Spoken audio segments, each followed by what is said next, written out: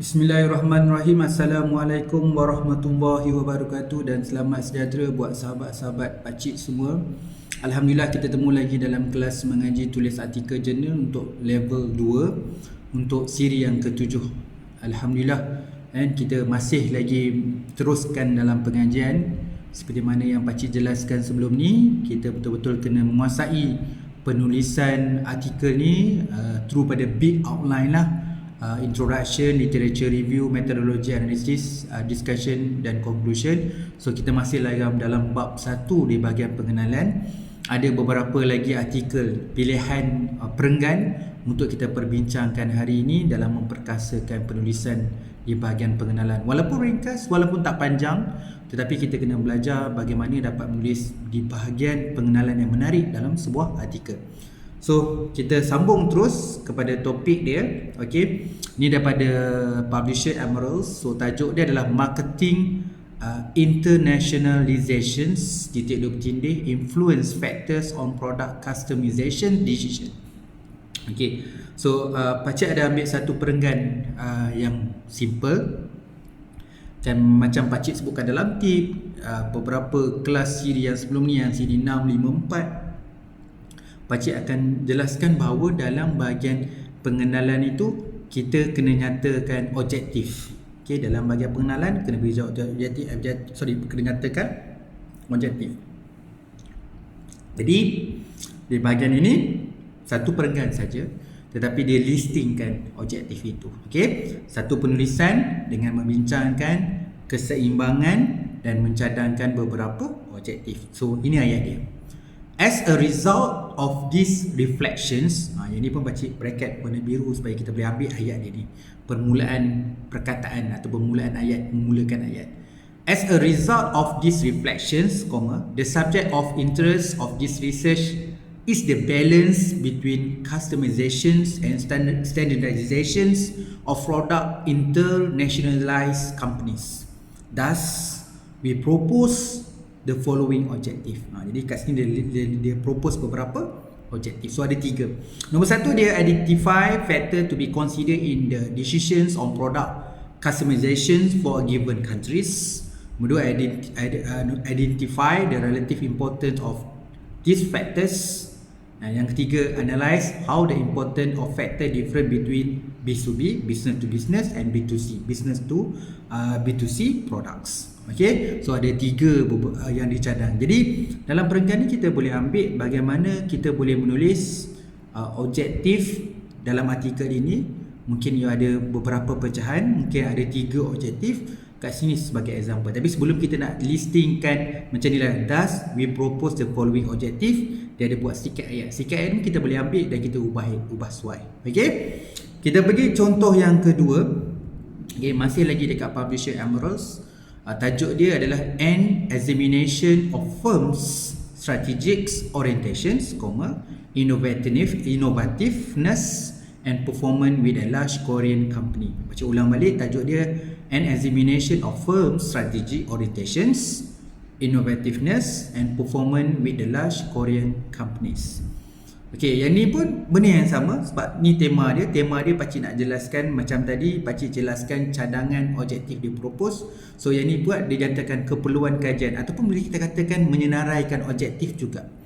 Okey, dia mulakan ayat, the aforementioned point suggest the needs and direction of our research.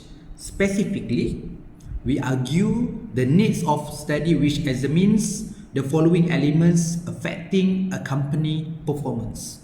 So ada 3 juga ada punya objektif. Jadi penulisan ini membincangkan keperluan dan dia akan menyenaraikan 3 beberapa objektif kajian itu. Okey, yang bahagian, jadi perenggan ni, tema ni pakcik tulis kat sini adalah keperluan kajian ataupun objektif. So ada 3 perkara yang dilistingkan. Yang pertama, the systematic and hierarchical relationship among firm strategy orientation and inno tu yang berkaitan ni lah keyword dia, inno may well be studied. May well be studied. Cik ulang balik the systematic, the hierarchical relationship among firm strategy orientations and inno may well be studied, will be studied. Okay, second is, it is meaningful to investigate firms alternative strategic orientations as comprehensively as possible as the driver of Third, the will be necessary to examine the effects of firm strategic orientation on INO in Eastern country. So ada 3 objektif utama yang nak kaji ni. Jadi sama macam pakcik pun, kalau pakcik ada tulis artikel, mungkin pakcik memang kita ada satu objektif umum, tapi kita ada yang benda yang kecil-kecil, yang khusus. Jadi bila kita nak tulis bahagian pengenalan, ni perkara wajib. Kita dah bedah tadi banyak contohnya sebelum-sebelum ni, siri sebelum-sebelum ni, memang kita kena nyatakan kita punya. Ada beberapa artikel yang nyatakan secara umum je objektif, tetapi boleh kita menyenaraikan secara listing, point-point, menyenaraikan kalau kita ada 2 atau 3 atau 4, senaraikan objektif yang kita akan selesaikan dalam artikel ini.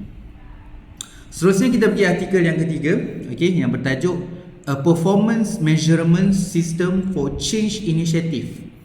Okey, dia punya titik dia bercindih, an action research study from design to evaluation. So baca ulang balik dia punya tajuk A Performance Measurement System for Change Initiative, titik dia bercindih, an action research study from design to evaluations. Okey, jadi satu perenggan pendek, ada 1, 2, 3, 4, 5, 6, 7 line. Okey, pakcik ada macam bracket, bukan bracket lah, kotakkan warna biru. So dia gunakan perkataan thus, furthermore and thus. Maksudnya menggunakan perkataan awal atau penanda dekat permulaan ayat. Okey, pakcik mulakan dia punya first line dia thus, while there is consensus that more research is needed when it comes to empirical research regarding PMS, Performance Measurement System for organization as well as for organizational change initiative, it may be beneficial to begin with the latter as it represent a smaller system. Furthermore, given the seemingly increasing importance of organizational change, it is surprising that more research does not exist regarding measurement system for organizational change. Thus, the purpose of this paper is to develop measurement system for organizational change initiative. Okay, perenggan ni mula-mula nak cerita beritahu tentang banyaknya satu keperluan untuk mengkaji berkaitan dengan performance measurement system. Itu keperluan dia. Okay, tapi dalam kajian ni dari konteks mungkin kelompongan, kekurangan kajian yang melihat kepada organizational change initiative. Jadi justru itu ayat yang terakhir tu, the purpose of this paper, dia beri sebut objektif untuk develop a measurement system ataupun membangunkan sistem pengukuran organizational change. Jadi tema kat sini dia nyatakan keperluan, di akhir tu sediakan objektif dan dia beri justifikasi kenapa dia nak buat lagi PMS, kenapa dia nak buat organizational change initiative, dan apa sebenarnya yang dia nak buat. Dia nak membangunkan satu sistem pengukuran. Okey, seterusnya artikel yang seterusnya, tajuk dia adalah Supply Chain Inclusions in Base of the Pyramid Markets. Kita a cluster analysis and implication for global supply chain. Supply chain, tapi baca balik Supply Chain Inclusion in Base of the Pyramid Markets. A cluster analysis and implications for global supply chains. Okey, yang ni pendek je. Dia sekadar bukan sekadar, minta maaf kadang-kadang tak sesuai sebut perkataan sekadar. Dia punya aim ataupun dia punya plan untuk menulis paragraf ini, dia berkonsepkan motivasi dan kepentingan. So dia nak highlightkan, saya sebut motivasi lah, nak tunjukkan kenapa dia nak bersungguh-sungguh dia nak buat topik ni. Okey, dari 1, 2, 3, 4, 5 line saja. Okey, ada berapa yang pakcik kotakkan warna hijau. Ini pun menarik untuk you boleh ambil ayat dia. Okey, pakcik baca This study respond to recent call for investigating supply chain issue in poverty settings. So nak beritahu bahawa topik ini telah di-highlight ataupun telah diperkatakan oleh kajian-kajian terdahulu. Moreover, the study has important implication for managerial practice. Okey, maksudnya sumbanganlah manfaat kepada siapa dari segi aspek implication for managerial practice by outlining 2 important decisions related to design of supply chain inclusion with essential implication for supply chain complexity and social impact creations. Okay, implication for supply chain complexity dan satu lagi adalah social impact creation. So perenggan ini yang ada 5 line ni, dia mulakan dengan dia beri respon ataupun nak membincangkan kenapa topik ini perlu dan dia nak laksanakan. serta menjelaskan kepentingan implikasi kepada pengamal industri. Pengamal industri tadilah kepada managerial practices atau manager practice. And highlightkan dua perkara, implication for supply chain, satu complexity, yang kedua adalah social impact creation. Okay, kita pergi seterusnya. Tajuk dia adalah the influence of knowledge management practices on e-government success. A proposed framework tested. Yang ni berkaitan dengan proposed frameworks. Tengok macam mana dia ceritakan bahagian introduction dia. Satu perenggan, tapi ada banyak line. 1, 2, 3, 4, 5, 6, 7, 8, 9. Okey, jadi perenggan ini ada 9 line. So baca-bacalah kan untuk topik ni. Research in the area of e-governments, kajian yang berkaitan dengan e-government ini, where public employees are the sample, is not as common as research using citizens as the sample. Maksudnya dari kajian ni menggunakan public employee. Maksudnya dia mengisi. Maksud tak ramai ataupun kurang kajian yang memfokus kepada topik e-government, fokus pada public employee.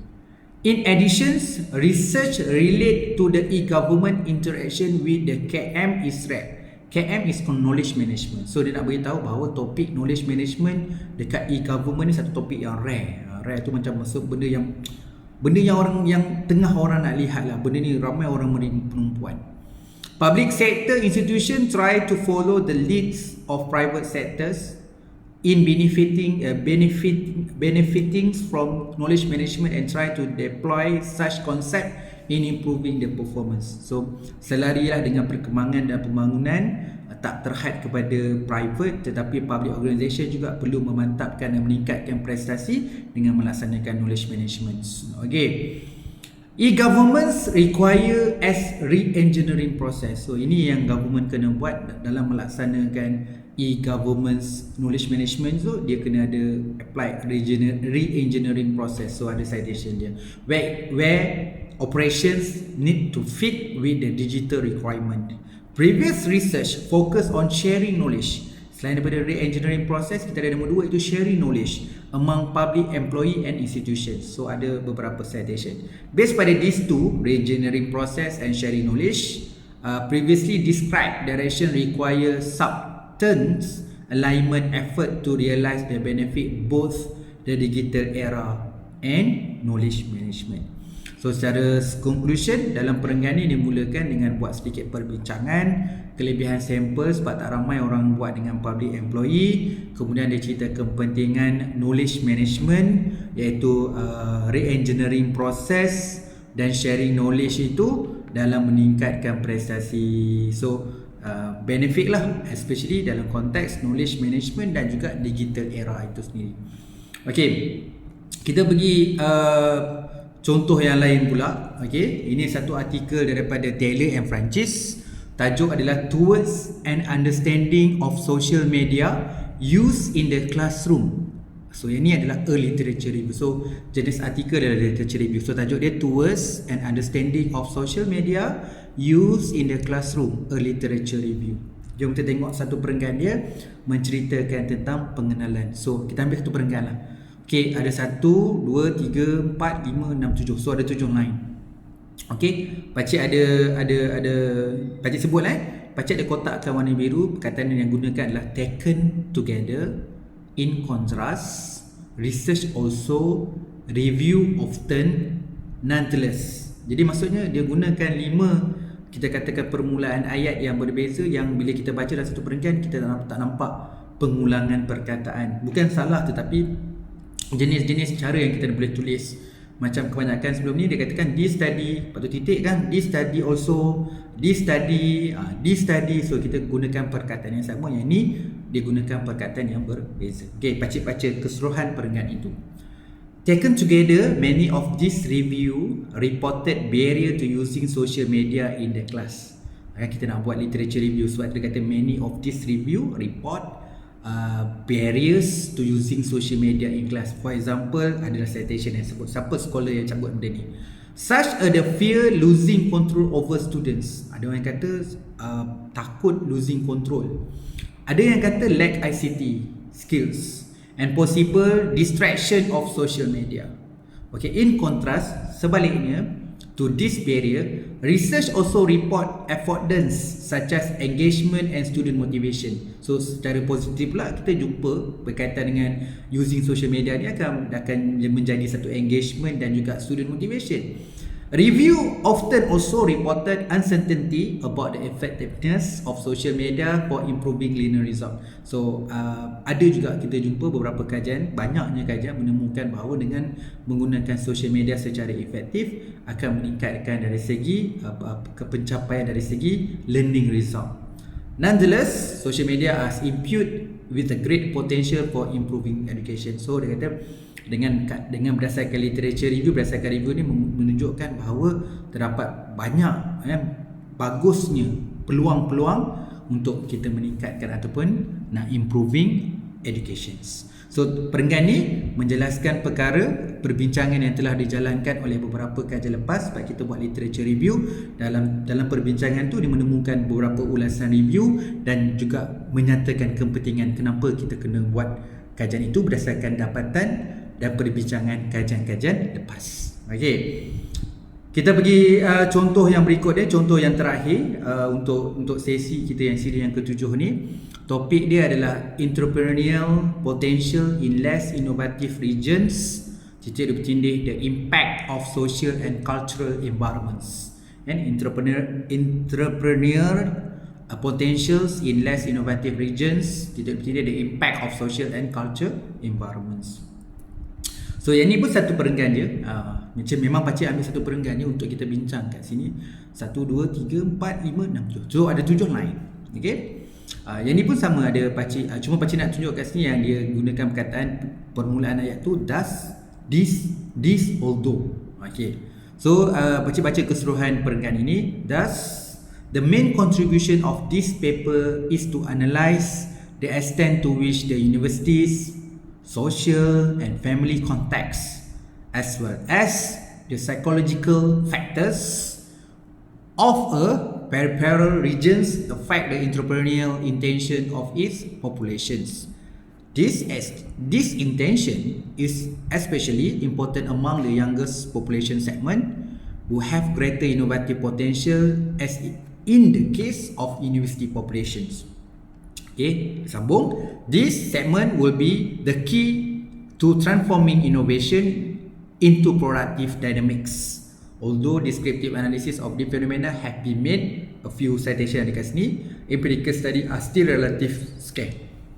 Walaupun ayat yang terakhir tu, walaupun banyak beberapa kajian memfokuskan kajian ni, tetapi beberapa dapatan kajian, penemuan dapatan kajian yang baru masih lagi menjadi keperluan dan menjadi berujukan utama. Okey, jadi dalam perenggan ni nak cerita sumbangan kajian. Perenggan ni tema dia adalah sumbangan kajian. So dia nak cerita sumbangan kajian utama dia yang dia nak analyse the extent which the university tadi, so university, social dan family.